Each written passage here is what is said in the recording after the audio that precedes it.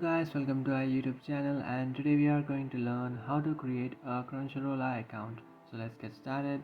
So to create a Crunchyroll account, what you can do is just download and install your Crunchyroll application.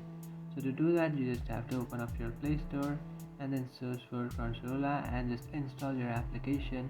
After doing that, just open up your Crunchyroll application that you have just installed and then tap on create account, which is on the bottom of your screen.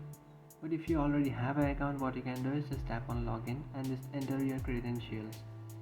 So if you don't have an account, just tap on create account. After tapping on create account, enter the email address and the password in order to create an account. And after entering your email and password, just tap on create account. And by tapping on create account, you will successfully create your account. So before creating an account, this will ask you if you would like to have a subscription. So if you want a subscription in this account, what you can do is just tap on subscription with free trial. Or if you don't want a subscription, what you can do is just tap on skip for now.